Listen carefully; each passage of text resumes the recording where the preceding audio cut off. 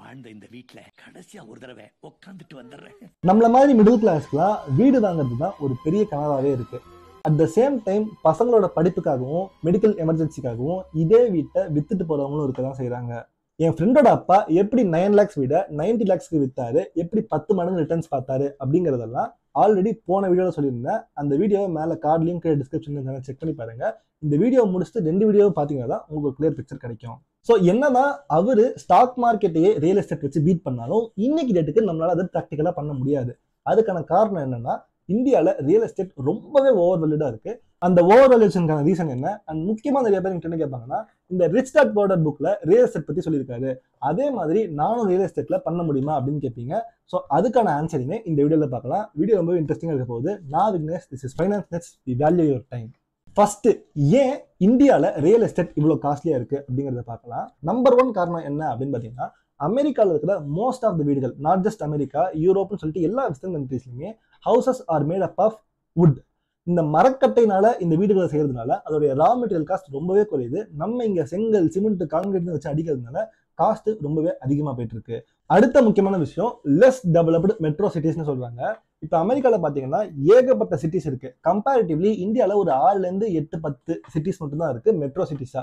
So இந்த இடத்துலயே மக்கள் அதிகமான வீடுகளை வாங்கி சேர்க்கணும்னு நினைக்கிறதுனால இந்த இடத்துல இருக்கிற பிரைசஸ் ரொம்பவே அதிகமா இருக்கு. இதனாலதான் ரூரல் ஏரியாஸ்ல போனீங்கன்னா கம்பேரிட்டிவ்லி கொஞ்சம் கம்மியான விலைக்கு ரியல் எஸ்டேட் கிடைக்குது. அடுத்த காரணம் ஹை பாப்புலேஷன் சொல்லலாம். அமெரிக்காவோட நம்ம சைஸ் வைஸ்ல சின்ன நாடு, ஆனா கம்பேரிட்டிவ்லி நம்மளுடைய பாப்புலேஷன் அமெரிக்காவோட பல மடங்கு அதிகம். ஸோ கொஞ்சம் இடத்துல நிறைய பேர் வாழறதுனால இந்த ரியல் எஸ்டேட்டுக்கு ரொம்பவே அதிகமான டிமாண்ட் இருக்குன்னு சொல்லலாம். இன்னொரு முக்கியமான காரணம் கல்ச்சுரல் இன்வெஸ்ட்மெண்ட்ஸ். நம்ம ஊரை பொறுத்த வரைக்கும் ஒரு பையனுக்கோ பொண்ணுக்கோ கல்யாணம் பண்ணணும் அப்படின்னாலே கண்டிப்பா ஒரு வீடு இருக்கணுங்கிறது கட்டாயமாகிட்டோம். ஸோ கல்ச்சுரலி கோல்டுக்கும் வீட்டுக்கும் நம்ம கொடுக்கக்கூடிய இம்பார்ட்டன்ஸ் இங்க இருக்கிற வேல்யூஷன் ரொம்ப பீக்ல வச்சுட்டு இருக்கு அப்படின்னு சொல்லலாம். Sorry for the interruption. Technical எரர்னால 3 இடத்துல இந்த வீடியோல ஆடியோ போயிடுச்சு. அதை மட்டும் நான் வாய்ஸ் ஓவர் கொடுத்துருக்கேன். ஸோ இங்க இன்னொரு முக்கியமான காரணம் நான் சொல்ல வந்தேன். இது எனக்கு கரெக்டா தெரியல, தெரிஞ்ச வரைக்கும் சொல்றேன் பாத்துக்கோங்க. FSI அப்படின்னு சொல்லிட்டு இந்தியாவில் ஒரு ரூல் இருக்கு. அதாவது ஃப்ளோர் ஸ்பேஸ் இண்டெக்ஸ். ஒரு வீட்டுக்கு 500 ஸ்கொயர் ஃபீட்ல இருக்கு அப்படின்னா அதுக்கு ஒரு 2 to 3 மாடி வரைக்கும் தான் கட்டணும் அப்படின்னு சொல்லிட்டு ஃப்ளோரை நம்ம கவர்மெண்ட் கேப் பண்ணி வச்சிருக்காங்க.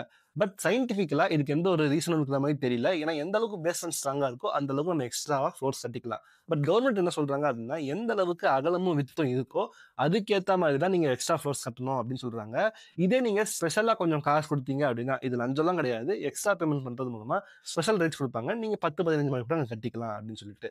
ஸோ இப்போ வர புது அப்பார்ட்மெண்ட்ஸ் எல்லாமே இந்த ரைட்ஸை வாங்கி நிறைய ஃப்ளோர்ஸ் கட்டுறாங்க. பட் பழைய காலத்து வீடுகள் எல்லாமே இந்தியாவில் நிறைய இருக்குங்கிறதுனால இந்த இடத்துல 2-3 மாடியோட ஸ்டாப் ஆயிடுது. இதனால நம்ம இந்தியாவில் ஒரு ஆர்டிபிஷியல் டிமாண்ட் ரியல் எஸ்டேட்டுக்கு மெயின்டைன் ஆகிட்டு இருக்குன்னு சொல்லலாம். கிரியேட் ஆகுதுன்னு சொல்லல, மெயின்டைன் ஆகிட்டு இருக்கு அப்படின்னு சொல்லலாம். சரி, இப்போ ராபர்ட் கியோசாக்கி ரிச் டாட் பவுடர்ல எப்படி இந்த ரியல் எஸ்டேட்டை அணுகுறாரு அப்படிங்கிறத பார்க்கலாம். ராபர்ட் கியோசாக்கி எப்படி ரியல் எஸ்டேட்டை அணுகினாரு அப்படின்னு பாத்தீங்கன்னா, அவர் மோஸ்டா எமர்ஜென்சில ஒரு அவசரமா வீடு விற்கணும்னு நினைக்கிறவங்களுக்கு வந்து வீடு வாங்கணும்னு நினைப்பாரு. ஃபார் எக்ஸாம்பிள், அவர் ஒரு நாள் ஜாகிங் போகும்போது ஒரு பழைய போர்டில் ஹவுஸ் ஃபார் சேல்னு போட்டிருக்கோம். ஸோ அதை பார்த்து அவரு இது ரொம்ப வருஷமா இந்த வீடு விற்காம இருக்குங்கிறதுனால அந்த வீட்டில் என்ன பிரச்சனைன்னு பார்த்தாரு. அங்க இருக்கிற அந்த ஏரியா மக்கள் அது ஒரு ஹாண்டட் ஹவுஸ் மாதிரி பார்த்தாங்க. ஸோ அங்க இருக்கிற ஏரியா மக்களுக்கு அந்த வீட்டுக்குள்ள குடியேறது பிடிக்கல அப்படிங்கிறத புரிஞ்சுக்கிட்டு அவரு அந்த செல்லர் கிட்ட போயிட்டு ஒரு டீல் போட்டுக்கிட்டாரு. அவர்கிட்ட அந்த டீல் போட்டப்ப ₹1 கூட இல்லை. அவரோட ஃப்ரெண்டு கிட்ட இருந்து ₹2000 கடனா வாங்கிட்டு வந்தாரு, 1 monthல திருப்பி தரேன்னு சொல்லிட்டு. அந்த ₹2000 அந்த செல்லர் கிட்ட கொடுத்துட்டாரு. இன்னும் 1 month எனக்கு டைம் தாங்க, அதுக்குள்ள இந்த வீட்டுக்கு தேவையான பணத்தை நான் புரட்டிட்டு வந்து உங்கள்கிட்ட கொடுத்துட்றேன். அப்படி 1 monthக்குள்ள அவர் தேவையான பணத்தை கொடுத்துட்டாரு அப்படின்னா அந்த வீட்டை இந்த ₹2000 வாங்கினதுனால செல்லர் ராபர்ட் கியோசாக்கிக்கு மட்டும்தான் வித்தாகணும், வேற யாருக்கும் விற்க முடியாது. 1 monthக்குள்ள ஒரு பணத்தை எடுத்துட்டு வரல அப்படின்னா அந்த ₹2000 ராபர்ட் கியோசாக்கிக்கு லாஸா போயிடுச்சு.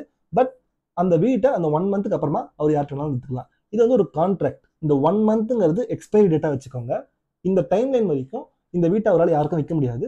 அந்த டைம்லைன்ல நீங்க பணத்தை ரெடி பண்ணல அப்படின்னா அந்த ₹2000 அவருக்கு நஷ்டம். இப்ப ராபர்ட் கியோசாக்கி என்ன பண்றாருன்னா, நியூஸ் பேப்பர்ல போயிட்டு ஆட்ஸ் கொடுக்குறாரு. அந்த ஆட்ஸ்ல நாங்க ஒரு காலி கிரவுண்ட் வச்சிருக்கோம், ஈஸி EMI ஆப்ஷன்ஸ் அவைலபிளா இருக்குன்னு சொல்லிட்டு மார்க்கெட்டிங் பண்றாரு.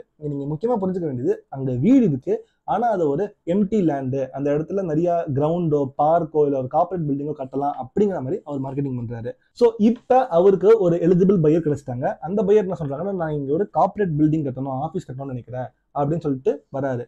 அவரு 1 crore அந்த வீட்டுக்கு தர தயாரா இருக்காரு. இந்த பையரை, புது பையரை எடுத்துட்டு போயிட்டு பழைய செலர் கிட்ட அவர் இணைச்சு வைக்கிறாரு. பட் இங்க ஒரு ஆப்ளிகேஷன் இருக்கு இல்லையா, அந்த ₹2000 இருக்கிறதுனால அவர் ராபர்ட் கியோசாக்கிக்கு மட்டும்தான் வித்தாகணும், வேற யாருக்கும் விற்க முடியாது.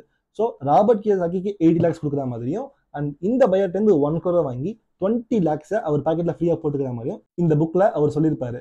பட் இது அமெரிக்கால நடக்கக்கூடிய ஒரு விஷயம். இந்த மாதிரியான லா சூட்ஸ்லாம் நம்ம இந்தியால அவ்வளவு பெருசா செல்லுபடி ஆகாது. இப்ப அதே செல்லர் இல்ல எனக்கு நல்ல பிரைஸ் போகுது, நான் ஏன் வாங்கிட்டு தரணும், நான் டைரக்டா அவங்ககிட்டயே 1 crore வித்துக்கிறேன்னு சொல்லிட்டு ஒத்துக்காம போனாங்கன்னா, என்னதான் நீங்க அக்ரிமெண்ட் போட்டாலும் அமெரிக்கால பிரச்சனைன்னு சொன்னா லீகலி பாசிபிளான ஆக்ஷன்ஸ் உடனே நடக்கப்படும். பட் இந்தியால அவ்வளவு ஈஸியா நடக்காது. இந்த டிலே உங்களுக்கு ஜஸ்டிஸ் கிடைக்கிற வரைக்கும் உங்களுடைய பிசினஸ் ப்ராசஸையே பயங்கரமா அஃபெக்ட் பண்ணும். ஸோ இந்தியால இது அவ்வளவு ஈஸியா ஒர்க் அவுட் ஆகாதுங்கிறது தான் சொல்ல வரேன். ஸோ இது ராபர்ட் கியோசாக்கி அமெரிக்கால பண்ண ரியல் எஸ்டேட் இன்வெஸ்ட்மெண்ட்ஸை இந்தியாவில் பண்றது ரொம்பவே கஷ்டம் அப்படிங்கறத காட்டுது. இங்க நீங்க முக்கியமா புரிஞ்சுக்க வேண்டிய ஒரு விஷயம், அவரு இந்த வீட்டை ஒரு எக்ஸாம்பிளா தான் கொடுத்தாரு.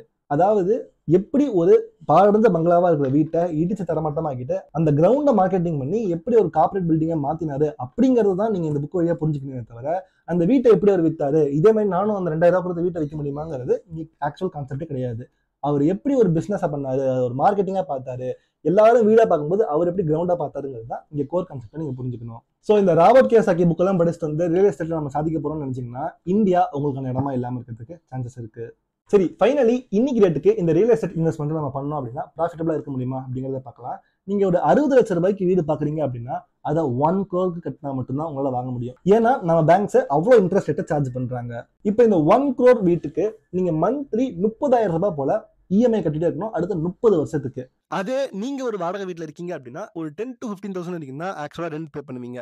நீங்க இங்க 30,000 ரூபாய் வரைக்கும் இஎம்ஐ பே பண்ண தயாரா இருந்தீங்க.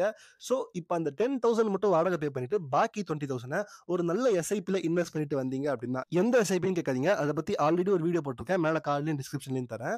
ஸோ ஒரு நல்ல எஸ்ஐபி பேசிக்காக நிஃப்டி மாதிரியான ஒரு இண்டெக்ஸ் ஃபண்டில் போட்டீங்க அப்படின்னா கூட லாங் டேர்ம்ல நீங்க ஒரு நல்ல கேபிட்டல் மேக் பண்ணுவீங்க.